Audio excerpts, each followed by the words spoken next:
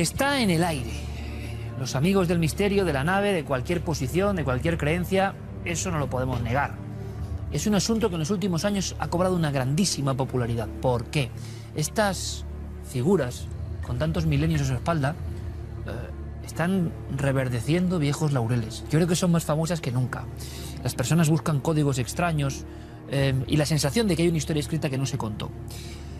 Hay historias oficiales. La historia empieza en Sumer, otros muchos libros de los primeros arqueólogos que empezaban a descifrar este mundo de tablillas con escritura cuneiforme. Yo tengo que decirlo, aparecen los Anunnaki. Por cierto que aparecen como personajes con un talante un poco siniestro, casi como entre dioses venidos del cielo y criaturas del inframundo. ¿Qué eran realmente? ¿Por qué nos preguntáis tanto por eso? ¿Por qué nos preguntan ustedes tanto por eso? Yo creo que para el debate de esta noche, que seguro que va a ser polémico, explosivo, pero lo más interesante es que va a lanzar ideas que luego ustedes recogen a su forma, hacía falta algo diferenciador. Y me explico. Alguien que en España, y hay muchos miles de personas que creen ciegamente en esto, en esta historia paralela, que defendiese con su honestidad, de alguna forma, con su creencia, que esto es una verdad. Porque aquí, lógicamente, tendremos otro sector que crea que esto es una fantasía. Lo hacemos por ustedes, para que tengan más información. Esa persona, ese investigador que se ha ido especializando en el asunto que tiene que ver con los Anunnaki, que tiene una obra llamada Anunnaki, los creadores de la humanidad, es David Parcerís, está con nosotros.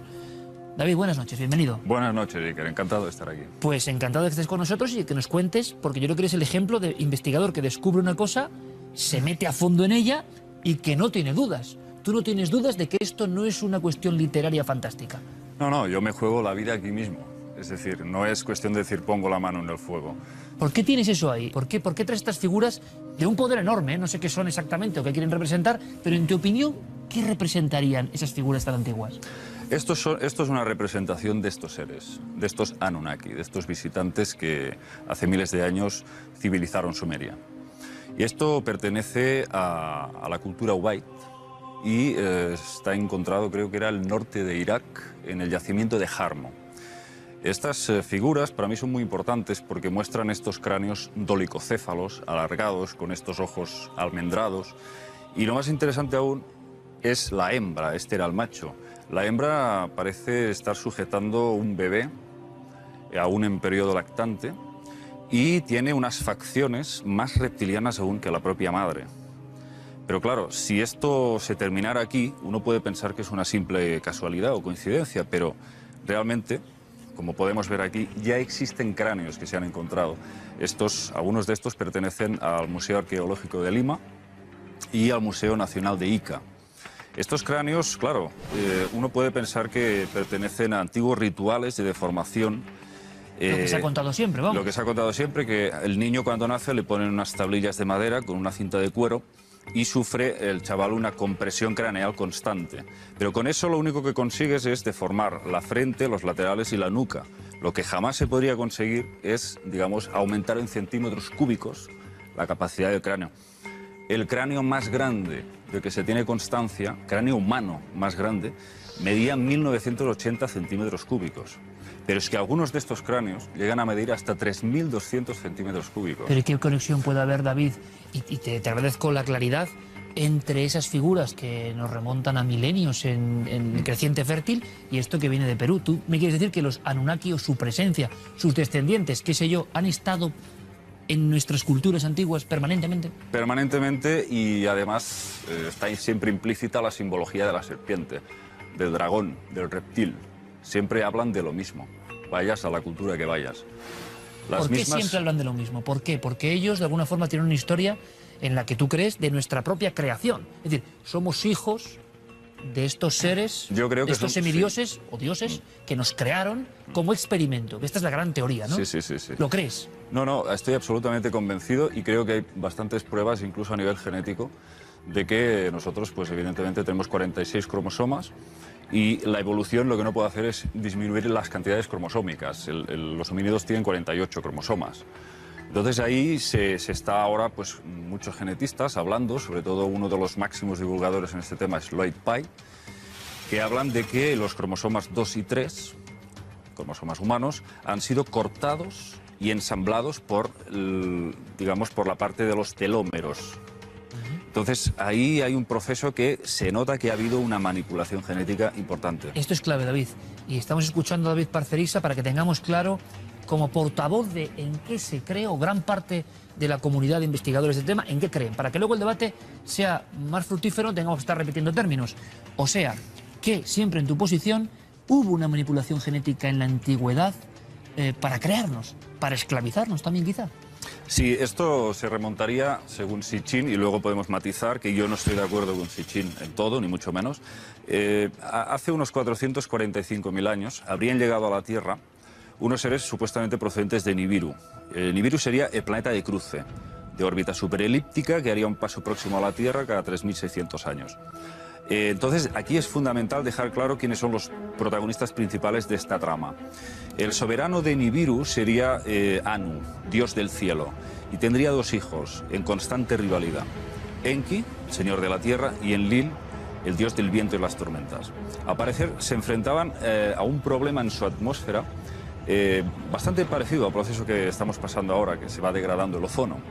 Entonces ellos estaban expuestos a los rayos cósmicos, había unos graves contrastes térmicos en su mundo, idearon un sistema muy ingenioso a través del cual lo que hacían era lanzar partículas de oro pulverizado en suspensión en la estratosfera, creando así como una especie de barrera de protección contra dichos rayos cósmicos. El caso es que vinieron a la Tierra en busca de oro, y supuestamente el primero en llegar aquí fue Enki, un ser al que se considera como un gran científico y genetista, y lo hace en las aguas del Golfo Pérsico. A través de una gran logística, crea una modalidad de minería acuática por vía marítima. Entonces sacan el oro, digamos, bordeando la costa.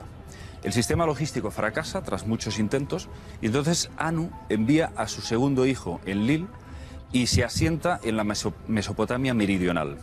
Y ahí levanta 7 ciudades funcionales para la misión de extraer oro. Encuentran grandes yacimientos de oro en el sudeste de África, creo que bastante cerca de Zimbabue, si no recuerdo mal. Pero claro, ¿qué ocurre? Si ha fallado el sistema logístico, ahora necesitamos mano de obra, necesitamos mineros para extraer ese oro.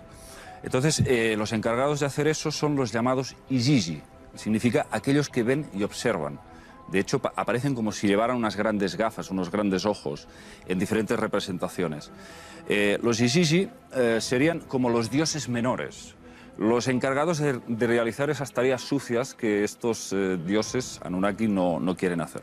Entonces, a base de mucho tiempo de soportar altas temperaturas en dichas minas, se produce un motín y casi estalla un consejo de guerra. Se supone que piden el cese total y definitivo de estas minas. Entonces se celebra una asamblea extraordinaria en la que se deciden posibles soluciones. Y ahí es cuando aparece este personaje, Enki, el señor de la tierra, que con sus conocimientos genéticos les presenta, les ofrece, digamos, la posibilidad de crear un Lulu. Un Lulu es un esclavo primitivo, un ser, pero claro, él lo que pretende no es crear una nueva especie partiendo desde cero, biológicamente hablando, sino aprovechar para hacer un hibridaje con el neandertal o neandertalensis. Y David, para resumir, porque muy interesante, estoy seguro que gran parte del público está diciendo qué está diciendo este hombre, y otra parte está diciendo, me encaja, ¿no? Con esas lagunas que hay en torno a nuestro propio proceso de nacimiento como especie. Por tanto, esos seres habrían tutelado el proceso en ese salto que nadie acaba de explicar bien del paso al ser humano, ¿no? Por supuesto que sí, y además los textos explican como de alguna forma extraen el óvulo de una hembra neandertalensis, lo fertilizan con esperma Anunnaki, de tal manera que contenga el ADN de ambas especies, y lo vuelven a reimplantar en una neandertal. ¿Qué ocurre? Un intento tras otro, un fracaso tras otro, nacen bebés recubiertos de pelo, que gruñen, que no dan raciocinio, no dan destellos de raciocinio, y sobre todo no saben manejar correctamente las herramientas en las minas, no les sirven. Entonces lo que hacen es intentar algo nuevo. Cogen el óvulo de la neandertal, lo fertilizan y lo vuelven a reimplantar, pero esta vez en una hembra Anunnaki. Y ahí, según dicen los textos, ocurre el milagro. Aparece el Adamu. El Adamu, que significa el que como arcilla de la tierra es. Pero ni siquiera con este intento se consigue aún el Homo sapiens. Es después de muchas generaciones, de varios miles de años de procreación, que, dicen los textos, se degrada el gen predominante Anunnaki, que es el que otorga la inteligencia, la consciencia al individuo. Se degrada y dice, y los hijos del Adamu se convierten en primitivos otra vez, vuelven al estado salvaje. Entonces es cuando, si la fase 1 había sido in vitro, la fase 2 de la creación humana sería a través de sexo directo. Es decir, Enki mantiene cópula con 2 hembras neandertalensis, con 2 hembras de esa versión mejorada del neandertal, y entonces de ahí sí, de ahí surgiría el Adapa, que significa el primer hombre, y Titi. De ahí, pues ya podríamos hablar de... Perfectamente. Yo sé que... No, todavía no. Dios mío, estoy escucha. callando Sí, muchísimo. por eso, pero era muy importante Vale. escuchar y de una forma muy gráfica algo que, lo repetía, innegable, está en el mundo del misterio y en otros mundos, ¿no? Y repito, David en ese aspecto me parece muy valiente y dice, yo creo en esto. Yo creo que es momento de abrir el debate. José Manuel Nieves, buenas noches. Buenas noches. Enrique Vicente, buenas noches, maestro. Muy buenas noches. Y Juanjo Sánchez Oro, buenas noches. Buenas noches. Y ahora sí, ¿qué opináis de esto que es muy bien contado? Podrán creer o no, pero el argumento de una historia que evidentemente es muy atractiva como historia. Ahora, Vamos a ver, si me permites, la historia es preciosa, o sea, no hay nada que decir, es una historia maravillosa, digna de cualquier libro, novela, película o lo que queramos hacer con ella, y además de éxito. Sí, pero el autor de la historia no es él. Lo sé. Son las tablillas. Sí, perfecto. Algunas son de las miles de tablillas. pero la interpretación. La es interpretación aparte. sí. Entonces, a mí simplemente me gustaría decirte, David, un par de cosas. Hace 445.000 años no existían los neandertales. No había Homo neanderthalensis. Faltaban cientos de miles de años para que esos hombres empezaran a existir. Eso para empezar.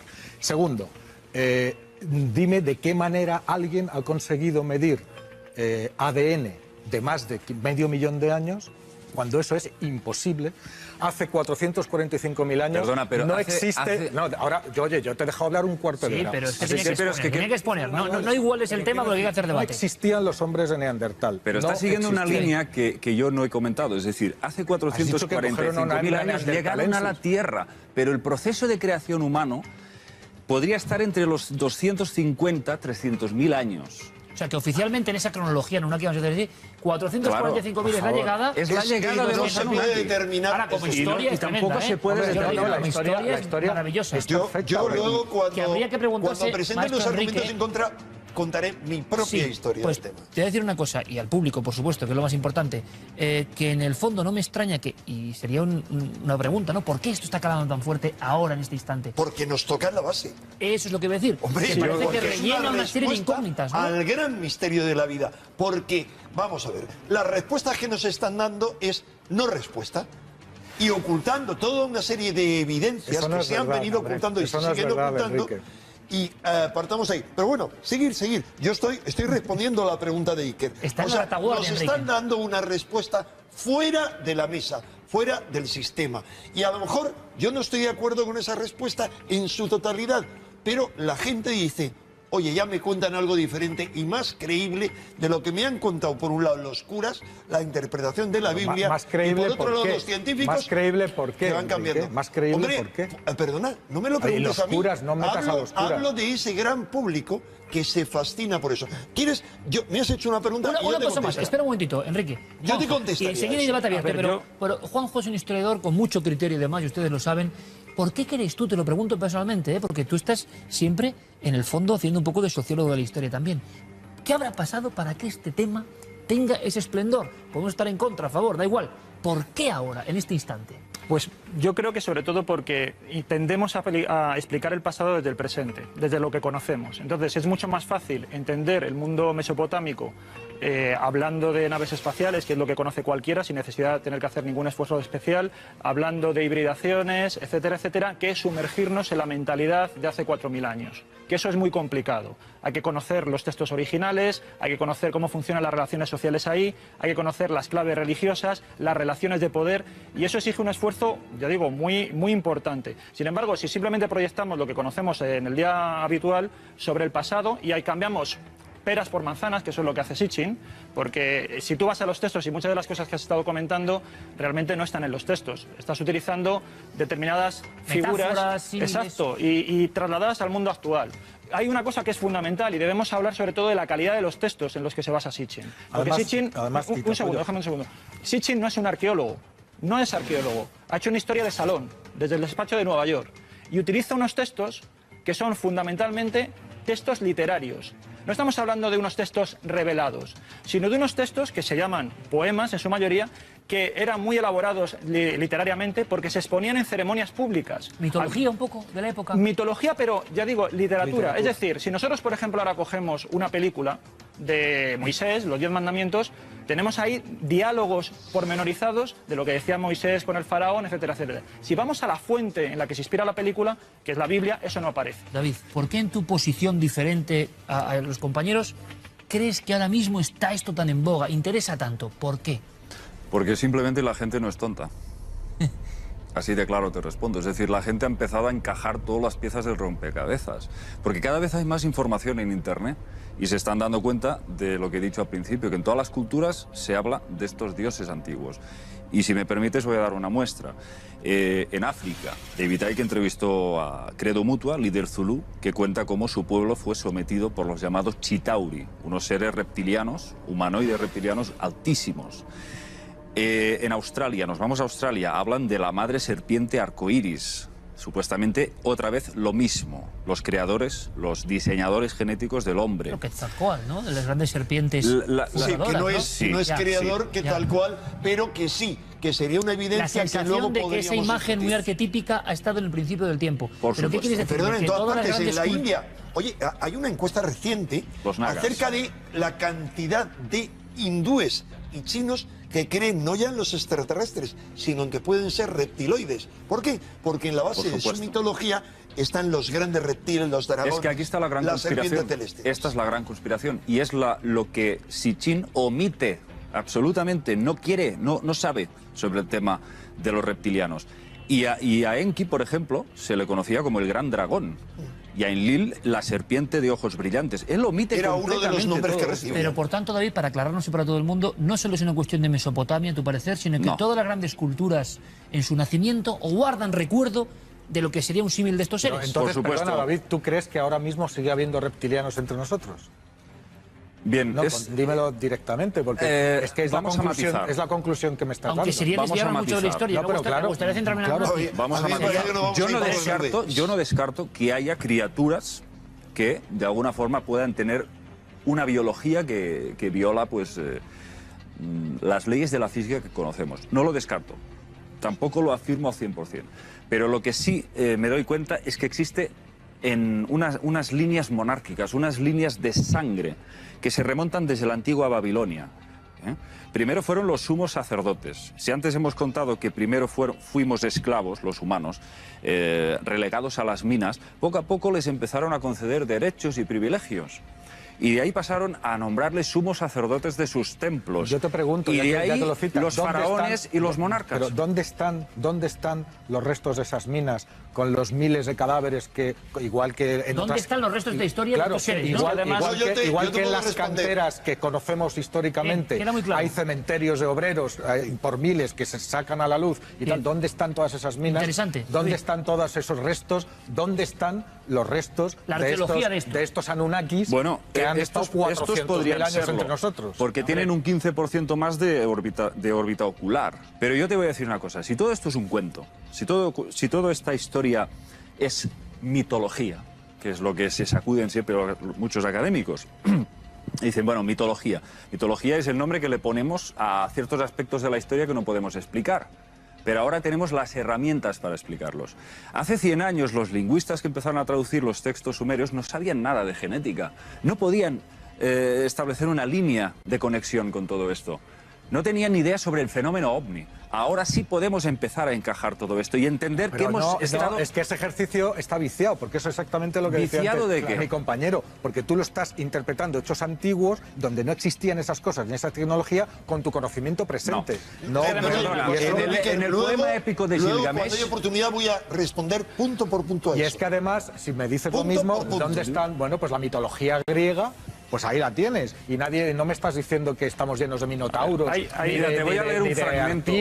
ni de Te voy a leer un fragmento de mi libro. Ni de dioses en el Breve, por Olimpo. favor, David, que sea conciso y Sí, sí, potente. es muy conciso. Mira, qué libro?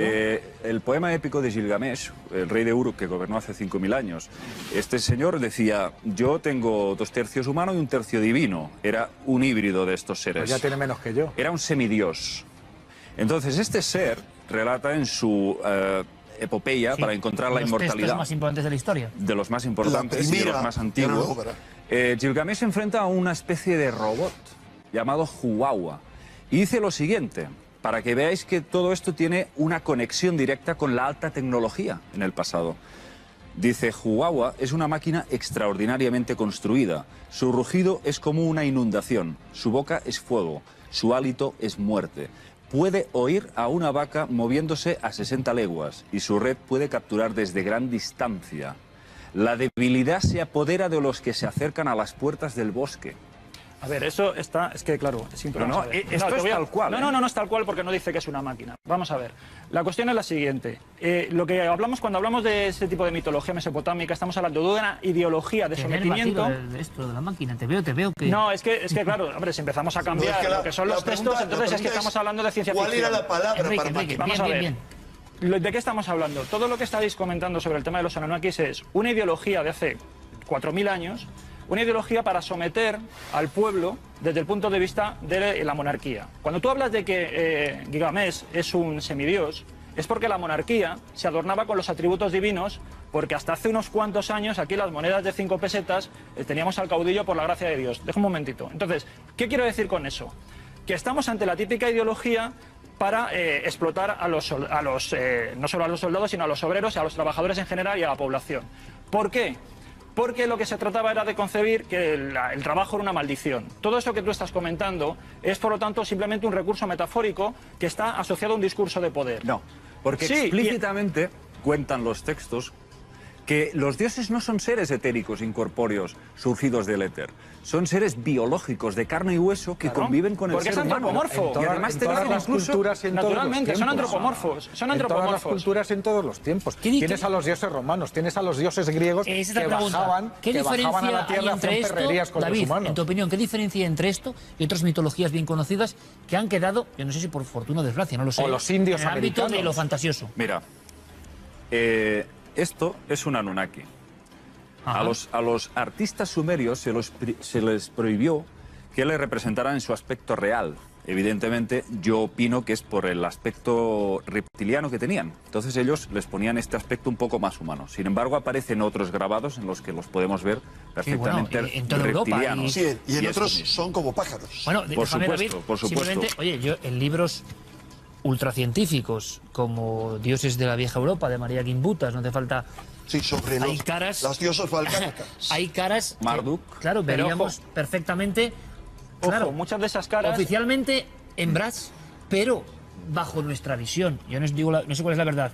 Evidentemente son el arquetipo de visitante del espacio que todos Y lo tenemos. encuentras Te en quiero África. Pero, por Ese ojo, ejemplo. arquetipo muchos- sale de unas raíces culturales que lo mismo te salen de ahí, pero no deja de ser un arquetipo. Mira, ¿Y por qué no tenemos otro arquetipo con un centauro, que es medio hombre, medio caballo? Pues, o con te un- voy a no establecer es un una arquetipo analogía. común. No aparece como ese tipo de caras en África o en Oceanía. En América no tengo constancia. Enrique cree, después de tantos años investigando, que quizá, yo no sé si lo compartes todo lo de los Anunnaki, pero sí crees que en el mundo hay esa La base conexión sí. con los dioses. Las bases La sí. base sí. Vamos a ver. Te voy a contar algo muy breve. En el año 70, yo escribía en esta revista, yo tenía 19 años, y Mítica comencé a escribir total. una serie de artículos, uno de ellos sobre este tema, citando ese libro que tienes tú ahí, de La historia comienza en Sumer. Y en aquel entonces, lo que yo planteaba como hipótesis, todavía no había empezado a publicar Sitchin.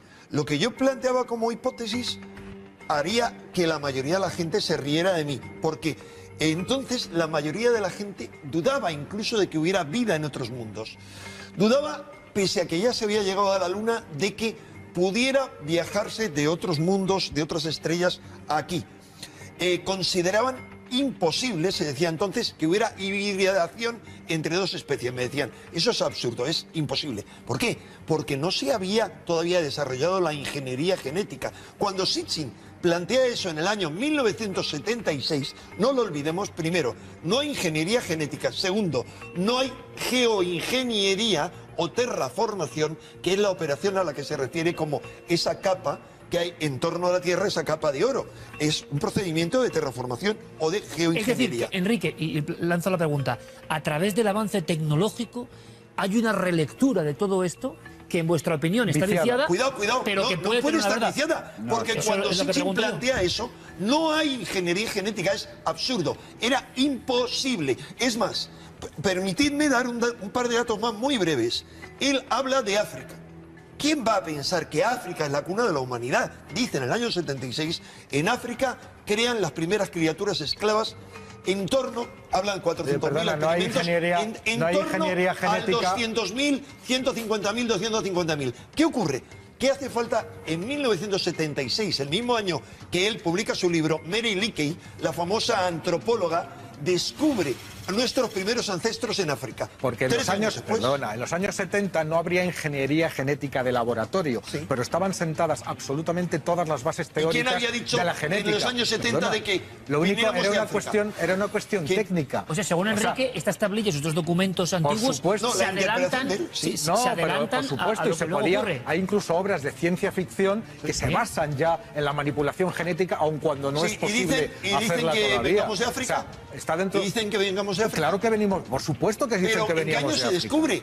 Pero- 1989. Dime No, qué pero- científico dice pero- algo pero- antes de esa fecha. Pero perdóname un momento, Johansson, por ejemplo. ¿En qué año? El del ¿En qué año año? 69, No, del año no, 60. no, ¿cómo? no. Si a Lucy la llamó No. así por una canción de los Beatles. Ah, La vamos. famosa Lucy se Sí, llama así porque sí. cuando la descubrió Sí, estaba Lucy sonando. in the sky Vale, with diamonds. y eso es del La año buena 60. Lucy. Eso es Sí, del año bueno, 68. Perdona, era LSD. Lucy in the Sky with Vale, diamonds. pero Era una eso broma. es del año 68 o por ahí. No, O sí, sea, 69. es Bueno, bastante. salgamos bastante- de este y bucle. antes había habido otros Bien. descubrimientos. Sí, Salgamos de este bucle. pero porque había seres, una mona Que no, que se Enrique, llamaba. quiero pero decir, no habla lo- de una madre común. No, perdona, en pero África el hace tema de la EVA 200.000 años, mitocondrial, que el es tema de la EVA fecha que marca. mitocondrial Vale, es que sería muy, otro muy, tema. muy Por posterior. eso, y que sería Muy otro tema. posterior. Está Del claro, lo que- 2000 o así. José Manuel, que estamos hablando de que Claro. esta información que ahora se relee resulta que da códigos que igual se viene adelantado a su tiempo. Vayamos un poco más allá, todavía. Cosa que no es verdad. No, si yo no lo estoy afirmando, digo lo que se afirma. David, ¿y qué fue de estos seres? Pongámonos en la posición de que estuvieron con nosotros. Bueno, y Se nos acabó el dejaron oro y aquí. se fueron. A ver, ¿Y ahora me contestáis? en el capítulo final de mi libro yo cuento que al final se produce un conflicto armado y con el empleo de armas nucleares entre los propios Anunnaki. Entonces, una de las... ¿Tú lo crees realmente? Y a mí me parece... Por supuesto. Por eso, pero es que a mí lo que me gusta, de verdad te lo digo, es la honestidad. No utilizas esto como para hacer un libro, lo crees de verdad, que pasó así. No, es que no podría hacerlo de otro modo. Es decir, yo hago lo que verdaderamente pienso y siento. ¿Y cuándo fue esta guerra nuclear? Perdona, ¿cuándo fue? Sí, el cuándo ahora te lo... O sea, ¿cuándo tuvo lugar? Sí. Mira, Y sería te lo- global, me imagino. La revista Geology, en abril del 2000, publicó un interesantísimo artículo en donde se dice lo siguiente. Un análisis químico de las antiguas capas de polvo del Golfo de Omán determinó que se había producido un inusual cambio climático en las regiones adyacentes al Mar Muerto, levantando grandes tormentas de polvo que alcanzó el sur de Mesopotamia. Un extraño y dramático evento que tuvo lugar en torno al año 2025. Sitchin lo 2020. da la Antes de datación Cristo. para el 2024, se equivoca por muy Pero en poco. en ese informe se equivoca no- por muy poco. no En habla ese de- aspecto lo acierta. Pero en ese informe no habla de explosión termonuclear. Yo tengo aquí el No, pero te artículo. explico. Se encontraron isótopos de uranio 235. ¿Pero a qué lo achacan? ¿Has leído el artículo? Yo lo tengo aquí. Sí, ¿Lo has leído? No lo no he leído, nada. este artículo, No, no, pero te es puedo que no lo asegurar, achaca te una puedo explosión asegurar No lo nuclear. achaca eso, lo achaca a un cambio climático en lo que es el Atlántico, con una serie de altas presiones que van desertificando y además se constata y se confirma arqueológicamente, porque empiezan los yacimientos arqueológicos, se ven que los graneros cada vez son más amplios, por lo tanto tienen que guardar mayores cantidades de granero. Y familias Entonces, de y grano. generaciones enteras que han muerto de cáncer por la radioactividad que ¿Pero hay qué ahí. tiene que ver Sí, pero con sabe- Mesopotamia? perdona, arena hay vitrificada. radioactividad natural también. La radioactividad puede expuesta a un calor Además hay una extremo. cuestión. Hay Mira, si tú Hay tienes- radioactividad si tú natural en tienes- todas partes. Mira, si si tú zonas generas calientes. si tú generas una explosión termonuclear de las características que estás Pero comentando... no una, ¿eh? No una, Bueno, está diciendo global. tendría Pero que que haber- coincida con el año en el Pero que si es que dice. no, no está coincidiendo, verdad, porque, es curioso, ¿eh? porque el informe Curioso que tú estás es, pero- comentando, el informe que tú estás comentando no habla de explosión termonuclear. Está hablando, lo achacan como mucho a una actividad volcánica combinada con lo que te estoy comentando, porque ellos lo que analizan son muestras de lava. Y además, mira, si tú generas una explosión termonuclear, y eso se sabe porque tenemos desgraciadamente Se mucha mediría experiencia, no solamente eso, es que deja unos restos que se llaman trinitita, que es un tipo de mineralización de lo que sería una especie de vitrificación o petrificación de lo que son la superficie terrestre. Desde la cantidad de calor que se genera en una explosión termonuclear. No hay nada de eso en Mesopotamia. Mesopotamia es uno de los lugares del mundo más excavados arqueológicamente. Lo hay en otros se lleva lugares excavando diferentes. desde Como finales sabes, del lo siglo hay en otros XIX. lugares diferentes. Desde la Y no se ha historia, encontrado Claro, en nada. los atolones donde en se los hacían las textos pruebas se nucleares. dice. Pero no me hables de los textos, háblame de las excavaciones. Los textos te estoy diciendo que es literatura. Claro, ¿y dónde están los restos Mira, de esas explosiones bien, nucleares? dejemos Es imposible. dejemos a Mira, Los David, desiertos además, no es perdona, suficiente. perdona. Los desiertos no es Pero, suficiente. perdona, Los textos se cambios dice que eran como valles muy eso que has fértiles. leído de Geology. Eran valles eso muy que has leído de fértiles. Geology, yo te puedo traer 150 artículos con variaciones climáticas locales dramáticas en un momento, en un montón de periodos de la historia. Y lo que puede haber, mira, las razones para que se produzcan esos cambios y para que haya mayor cantidad de isótopos de un material o de otro pueden ser variadísimas, pueden ser filtraciones del subsuelo.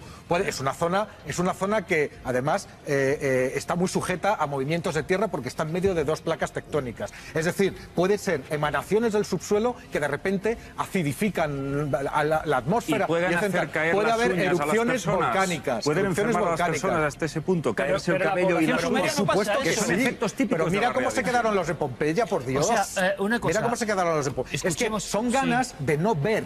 Es que lo que haces es que coges el único dato que remotamente se puede parecer a lo que tú quieres pensar y te agarras a eso con uñas y Bien, dientes. Mira, yo Escuchemos creo un que momento. esto es ciencia Abre, mecanicista. abre un poquito pura. la mente, No, David. más bien Ábrela creo un que poquito. sois vosotros los que lleváis una venda. Pero por Dios. pero Y sois David, por incapaces ejemplo, todo lo de que has dicho. trascender hacia nuevas posibilidades No, que hagan pero si yo le avanzar. doy una Por eso, oportunidad a nivel de espiritual, a podemos nivel estar científico. de acuerdo Otra cosa que decía él. de que la cerrazón mental es brutal. Otra Por cosa eso que ponía el decía él. ejemplo ¿Por qué no anterior. puedes aceptarlo escucha, siquiera como posibilidad? Escucha, otra cosa que decía Que no el se yo no puede te quiero creer. convencer de Está nada. bien Un momento, con que si no, escuchen, no nos chicos. enteramos. Chicos, que nos Otra escuchan. cosa que decía el Sitchin, ¿se llama? ¿O Sitchin. Sitchin. Bueno, este Sitchin, otra cosa que decía era que se producía en la evolución de los homínidos un salto que no podía ser explicado de ninguna manera. Pues mira, 10 años después resulta que lo explicaron, porque no ha habido tal salto. O sea, la evolución de los homínidos hacia las especies que llevan al ser humano moderno es una cosa absolutamente... No, ya, ahí creo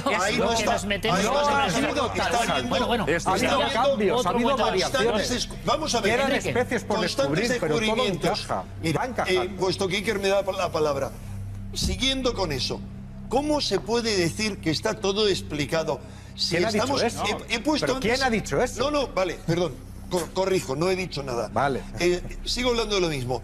No, ya en la época en la que yo escribía esto, vamos a hablar de esa época, cuando yo planteaba ahí la posibilidad de que hubiera civilizaciones hace 10.000, 15.000 años, que hubiera habido una destrucción, hubierais dicho, locos de atar, porque no se habían descubierto multitud de restos de civilizaciones como la ciudad allá cerca de Jericó de 15.000 años de antigüedad, los restos perfectamente conservados de Göbekli Tepe en Turquía de por lo menos 8.000 años o 8.000 antes de Cristo, 10.000 años, etcétera, etcétera. Mira. No se habían datado las cuevas de Altamira, las pinturas y tantas otras que se remontan mínimo a 40.000 años de antigüedad. Eso va a seguir ocurriendo. Por Y si no supuesto. estamos abiertos a eso, Por vamos supuesto, a eso estamos abiertos. y son correcciones que van recomponiendo el puzzle, bien, pero de ahí a montar una historia guerra paralela las explosiones con guerra termonuclear, yo no estoy especies de acuerdo. extraterrestres. Es una y tal, interpretación. es Por que me cierto, parece en una barbaridad. hay que decir, en la Biblia o en otros pasajes siempre se habla, ¿no?, de destrucciones masivas que muchos han interpretado Claro. como... De el uso- armas inimaginables. Exacto. Por O sea, supuesto. decir termonucleares es, y ahí Exacto. estoy de acuerdo, hacer una Y una lectura potencia moderna. desconocida. Moderna, en la mientras India- que podrían ser bombas de neutrones o lo que se descubra Pero ¿dónde están los dentro de restos? 100 años. Si yo estoy de acuerdo, pero 100 años. salgamos del papel, es que ya nadie excava así. Vamos a ver, hasta hace 30 años, cuando se hacía, por ejemplo, arqueología bíblica, se iba primero con la Biblia en la mano y luego se trataba de mirar qué había en el suelo. Ahora ya se han dado cuenta que eso no funciona. Pero y ahora lo que tiene validez toda la es la historia arqueología. en función de eso. Toda la antigüedad está tarada. Yo creo, por ese- yo creo que este debate tiene el elemento especial, de verdad, de la valentía de David de ir aportando una serie de argumentos que luego se pueden debatir y evidentemente algunos les entusiasmarán porque tiene elementos para eso y otros, evidentemente, como dice José Manuel Nieves, pensarán que es una increíble fantasía enloquecida. Pero yo voy un poco más allá para lanzar los últimos dardos ya del debate. Y es, preguntan constantemente los compañeros por restos concretos. ¿Estés en lo cierto o no, David? Si hubo esa deflagración nuclear, que yo creo que, por cierto, no es la única, que parece que se especula con ello en la antigüedad, o esa es la interpretación. Oficialmente en tu historia, ¿qué pasó con estos seres? Después de esa batalla, ¿qué ocurrió con ellos? ¿Cuál es la historia de estos Anunnaki después de su paso por la Tierra? Bueno, aquí hay muchas líneas que nos llevan a muchos sitios, ¿eh? Ahí es muy complicado. No lo sabéis, por tanto. De una forma clara, no. Yo pienso que no se fueron nunca. Ajá. Porque creo que se trata de entidades que no son exclusivamente extraterrestres. Está muy de moda la palabra extraterrestre y asociarla mucho con el tema Anunnaki. Creo que estamos hablando de criaturas con capacidad no solo de viajar a nivel interestelar, sino también hacia otros planos, hacia otras dimensiones con una vibración diferente de la nuestra. Y por eso pueden realizar los prodigios que se relatan en la antigüedad. Capaces de obrar auténticos prodigios, cambiar de forma. Son seres metamórficos, capaces de cambiar de forma. Y esto lo encontramos en el antiguo Egipto, creo que en Dendera, que aparece un mural donde se ven humanos cómo pasan un proceso de transformación y se van volviendo serpientes. Perdona, y eso lo Porque están en encontramos, todas eso partes. lo encontramos Están en el todas hombre partes. lobo Eso- y en el eso conde yo está en Drácula. Dendera, no, y no, vamos, está en lo Dendera encontramos muchas en Pero el veces. hombre lobo no tiene Y es ninguna cuestionable. connotación relacionada con José Manuel, Dios. que le veo Vamos también a ver. pero me gusta porque tú estés libremente aportando vuestros argumentos, es un tema que está candente. Y José Manuel, ¿te indigna mucho? No te indigna, vamos a ver. No me indigna. ¿Te parece lo más enloquecido que te has escuchado últimamente como teoría? ¿Por qué a encaja ver, yo tanto es que ahora? no, ¿Por qué es tantos que- seguidores? pero- Hay otras teorías que mueren, Pero que no porque tienen ningún seguidor. ¿sabes por qué? Porque es bonita.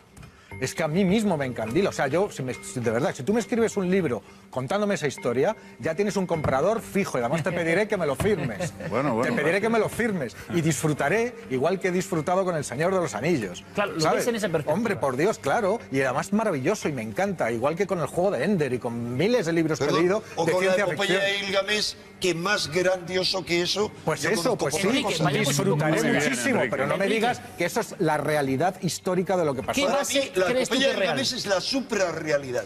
¿Qué es la base? Si me lo cuentas en 30 segundos, te lo agradezco muchísimo, La base. Enrique. La base de esta historia para ti, que sí que es real, en otras cuestiones no crees, pero sí que hay una base. Para mí, la base es muy simple. Hay una historia que se repite con diferentes lenguajes y con las diferentes manifestaciones en todo el planeta.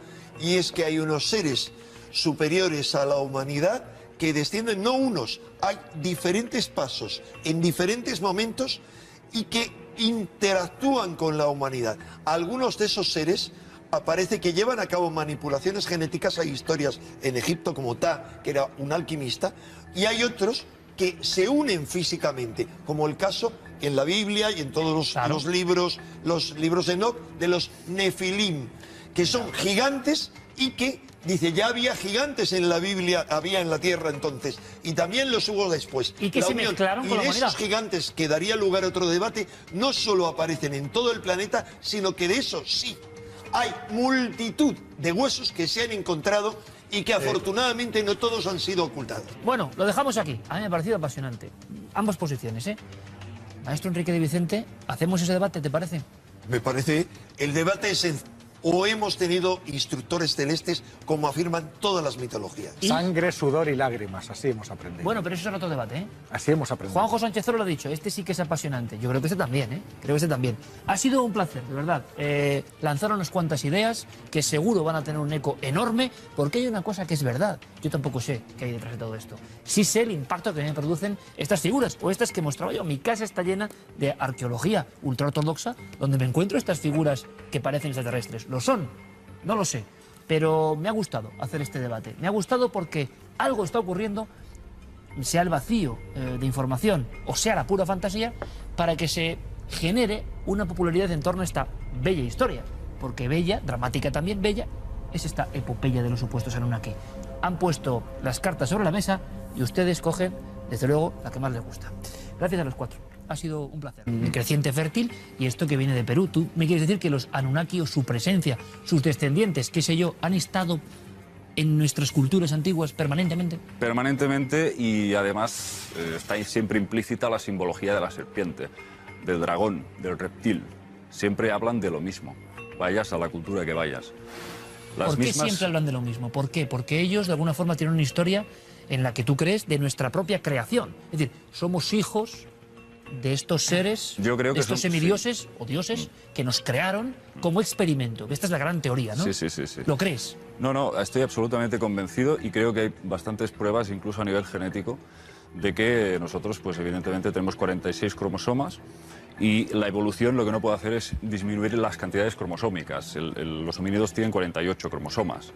Entonces ahí se está ahora, pues, muchos genetistas hablando, sobre todo uno de los máximos divulgadores en este tema es Lloyd Pye, que hablan de que los cromosomas 2 y 3, cromosomas humanos, han sido cortados y ensamblados por, digamos, por la parte de los telómeros. Entonces ahí hay un proceso que se nota que ha habido una manipulación genética importante. Esto es clave, David. Y estamos escuchando a David Parcerisa para que tengamos claro, como portavoz de en qué se cree, o gran parte de la comunidad de investigadores del tema, en qué creen, para que luego el debate sea más fructífero, tengamos que estar repitiendo términos. O sea, que siempre en tu posición hubo una...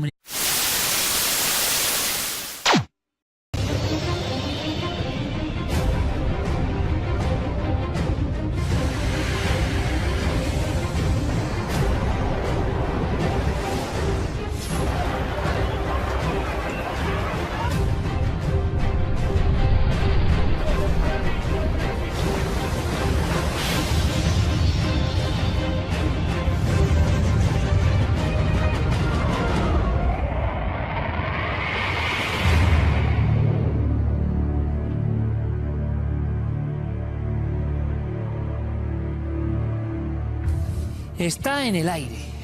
Los amigos del misterio, de la nave, de cualquier posición, de cualquier creencia, eso no lo podemos negar. Es un asunto que en los últimos años ha cobrado una grandísima popularidad. ¿Por qué? Estas figuras, con tantos milenios a su espalda, están reverdeciendo viejos laureles. Yo creo que son más famosas que nunca. Las personas buscan códigos extraños y la sensación de que hay una historia escrita que no se contó. Hay historias oficiales. La historia empieza en Sumer, otros muchos libros de los primeros arqueólogos que empezaban a descifrar este mundo de tablillas con escritura cuneiforme. Yo tengo que decirlo, aparecen los Anunnaki.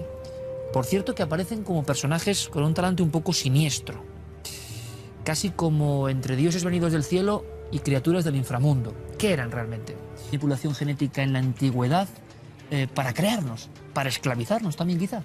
Sí, esto se remontaría, según Sitchin, y luego podemos matizar, que yo no estoy de acuerdo con Sitchin en todo, ni mucho menos. Hace unos 445.000 años habrían llegado a la Tierra unos seres supuestamente procedentes de Nibiru. Nibiru sería el planeta de cruce, de órbita superelíptica, que haría un paso próximo a la Tierra cada 3.600 años. Entonces, aquí es fundamental dejar claro quiénes son los protagonistas principales de esta trama. El soberano de Nibiru sería Anu, dios del cielo, y tendría dos hijos en constante rivalidad. Enki, señor de la tierra, y Enlil, el dios del viento y las tormentas. Al parecer, se enfrentaban a un problema en su atmósfera bastante parecido al proceso que estamos pasando ahora, que se va degradando el ozono. Entonces ellos estaban expuestos a los rayos cósmicos, había unos graves contrastes térmicos en su mundo, idearon un sistema muy ingenioso a través del cual lo que hacían era lanzar partículas de oro pulverizado en suspensión en la estratosfera, creando así como una especie de barrera de protección contra dichos rayos cósmicos. El caso es que vinieron a la Tierra en busca de oro y supuestamente el primero en llegar aquí fue Enki, un ser al que se considera como un gran científico y genetista, y lo hace en las aguas del Golfo Pérsico. A través de una gran logística, crea una modalidad de minería acuática por vía marítima. Entonces sacan el oro, digamos, ¿Por qué nos preguntáis tanto por eso? ¿Por qué nos preguntan ustedes tanto por eso? Yo creo que para el debate de esta noche, que seguro que va a ser polémico, explosivo, pero lo más interesante es que va a lanzar ideas que luego ustedes recogen a su forma, hacía falta algo diferenciador. Y me explico. Alguien que en España, y hay muchos miles de personas que creen ciegamente en esto, en esta historia paralela, que defendiese con su honestidad, de alguna forma, con su creencia, que esto es una verdad. Porque aquí, lógicamente, tendremos otro sector que crea que esto es una fantasía. Lo hacemos por ustedes, para que tengan más información. Esa persona, ese investigador que se ha ido especializando en el asunto que tiene que ver con los Anunnaki, que tiene una obra llamada Anunnaki, los creadores de la humanidad, es David Parcerís, está con nosotros. David, buenas noches, bienvenido. Buenas noches, Iker, encantado de estar aquí. Pues encantado de que estés con nosotros y que nos cuentes, porque yo creo que eres el ejemplo de investigador que descubre una cosa, se mete a fondo en ella y que no tiene dudas. Tú no tienes dudas de que esto no es una cuestión literaria fantástica. No, yo me juego la vida aquí mismo. Es decir, no es cuestión de decir pongo la mano en el fuego. ¿Por qué tienes eso ahí? ¿Por qué traes estas figuras de un poder enorme? No sé qué son exactamente o qué quieren representar, pero en tu opinión, ¿qué representarían esas figuras tan antiguas? Esto es una representación de estos seres, de estos Anunnaki, de estos visitantes que hace miles de años civilizaron Sumeria. Y esto pertenece a la cultura Ubaid y está encontrado, creo que era el norte de Irak, en el yacimiento de Jarmo. Estas figuras para mí son muy importantes porque muestran estos cráneos dolicocéfalos, alargados, con estos ojos almendrados. Y lo más interesante aún es la hembra, este era el macho. La hembra parece estar sujetando un bebé, aún en periodo lactante, y tiene unas facciones más reptilianas aún que la propia madre. Pero claro, si esto se terminara aquí, uno puede pensar que es una simple casualidad o coincidencia, pero realmente, como podemos ver aquí, ya existen cráneos que se han encontrado. Algunos de estos pertenecen al Museo Arqueológico de Lima y al Museo Nacional de Ica. Estos cráneos, claro, uno puede pensar que pertenecen a antiguos rituales de deformación. Lo que se ha contado siempre, vamos. Lo que se ha contado siempre, que el niño cuando nace le ponen unas tablillas de madera con una cinta de cuero y sufre el chaval una compresión craneal constante. Pero con eso lo único que consigues es deformar la frente, los laterales y la nuca. Lo que jamás se podría conseguir es, digamos, aumentar en centímetros cúbicos la capacidad del cráneo. El cráneo más grande de que se tiene constancia, cráneo humano más grande, medía 1980 centímetros cúbicos. Pero es que algunos de estos cráneos llegan a medir hasta 3.200 centímetros cúbicos. Pero ¿qué conexión puede haber, David? Y te agradezco la claridad entre esas figuras que nos remontan a milenios en